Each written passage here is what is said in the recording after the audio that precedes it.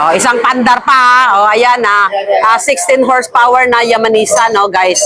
May kumuha sa akin ngayon, bao-bao at saka itong engine na 16 horsepower. So, ayan, pandar rin ulit.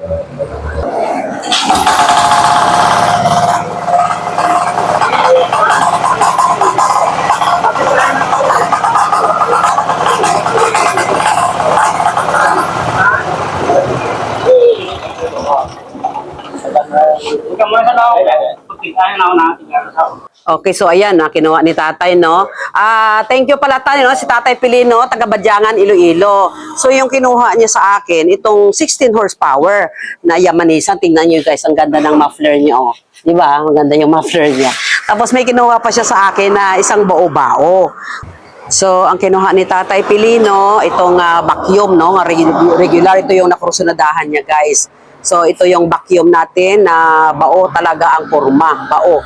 Kasi may likod siya, guys, no? So, ayan, nilalagyan nila ng gear oil para kumplito na, no? Ready to use na. Engine at saka bao-bao. So, isang set ito ng farm equipment.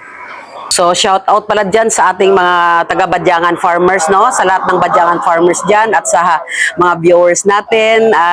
Shout out sa inyo guys, no? Thank you so much, no, sa ating mga valued customers, no? Na nagustuhan naman nila yung ating unit.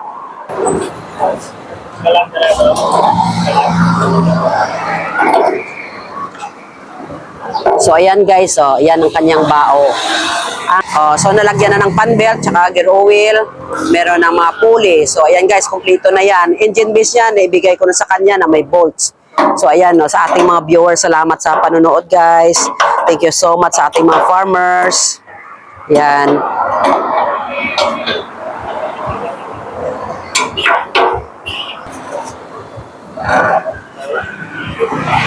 Okay.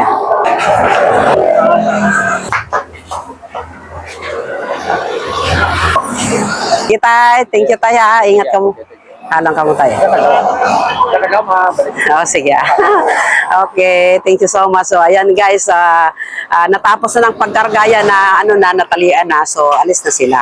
Salamat sa ating mga customer.